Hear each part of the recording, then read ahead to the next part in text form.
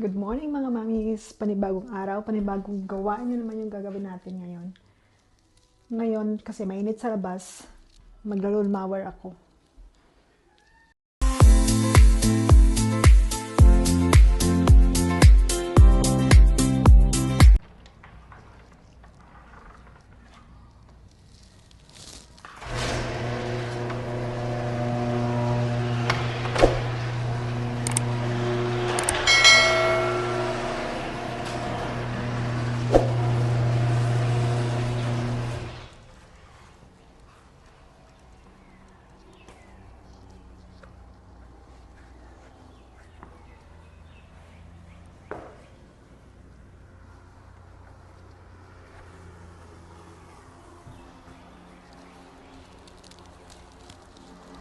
Pero nung naglalon mower sa labas mga mams, maaga sila.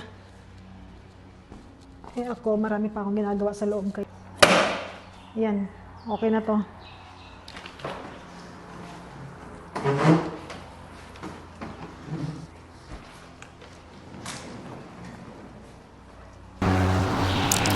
Ayan mga mamis, mag-umpisa na tayo dito sa gilid, bandang garahe.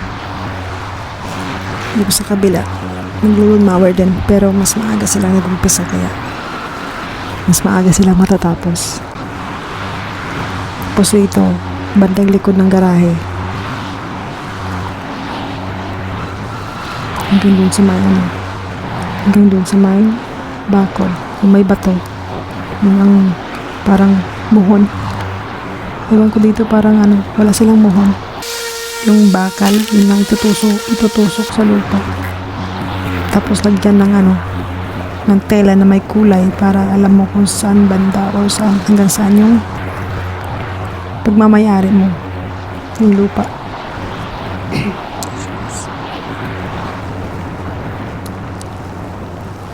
Ayun dito sa gilid ng garahe.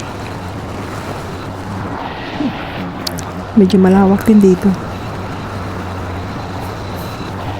Yung may mga kulay na yan, yung may mga puti, clover, ang dami. Nalagyan ng asawa ko ng pangpatay niyan, pero hindi nagkasya yung binili niya, kaya yan, ang dami pa rin tumubo. Pero yung sa ibang bahagi, wala na. Kaya magandang tingnan yung damo pag walang ganyan. Sa tapat ng bahay, ewan ko anong ginagawa nila. Magtitinda yata.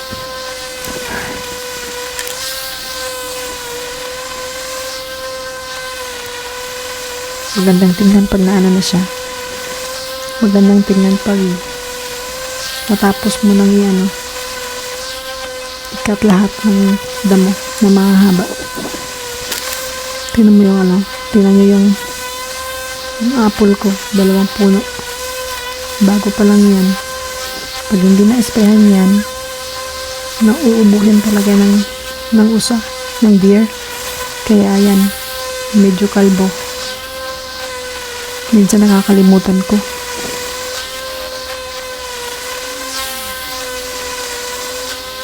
Yan, di ba maganda na siya? Magandang tingnan pag na. Nalulbawan ng lahat.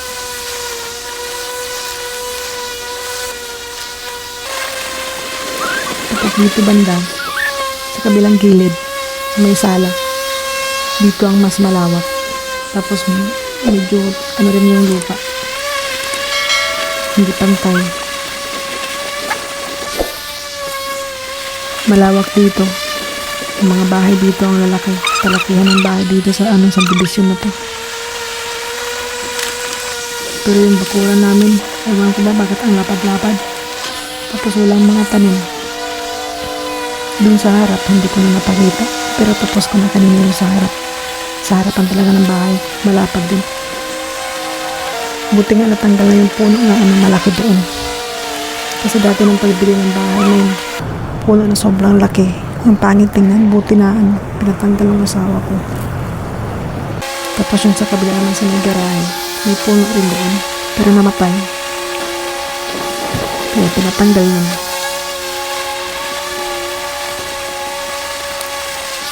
Ayan, parang naglalaro ka lang.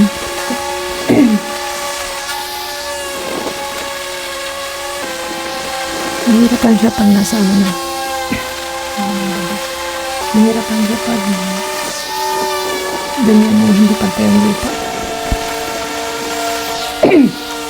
Ano pa guys?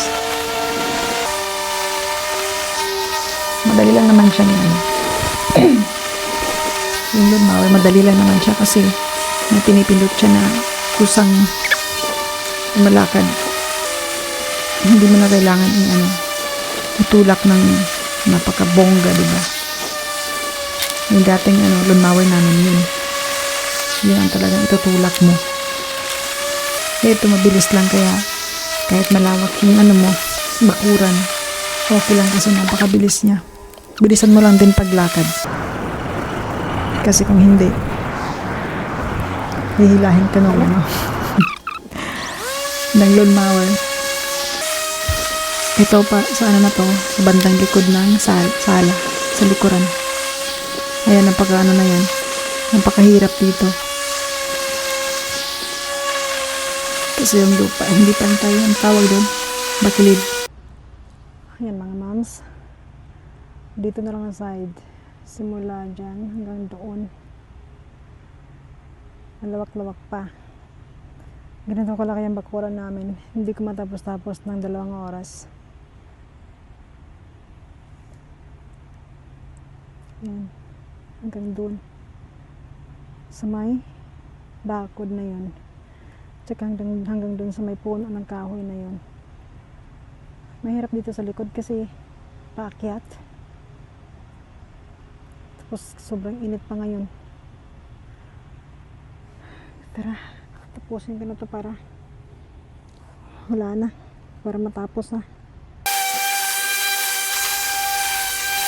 Ayun yung may mga yung may mga putol na kahoy. Yung may mga sanga. Doon yan sa yung dating tanim ng may-ari ng dating may-ari ng bahay. Mga apple, 2 apple at saka 1 peras. Saka 1 puno ng kahoy na hindi kalakihan. Pinutol ko na lang kasi nga hindi naman siya namumunga kasi sa sobrang tanda siguro. Kaya pinutol ko at saka tinaniman ko ng bagong prutas. Kaya doon meron akong 1 puno ng plum, tsaka 1 puno ng cherry at saka 3 apple. Medyo bago pa lang siya. Magta-3 buwan o 3 buwan na yata.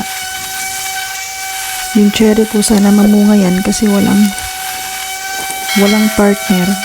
Kaya dapat yung cherry, meron din siyang cherry na nakatabi. Parang parang asawa, para magkaanak sila. Ganun daw. Kaya yung apple, 3 puno yung apple para mamunga. Yung plum naman, okay yan. Okay yung plum kahit walang partner. Yan, malapit na ako matapos dyan. Sobrang init na ngayon. Kasi mag-aalas 2 ng hapon.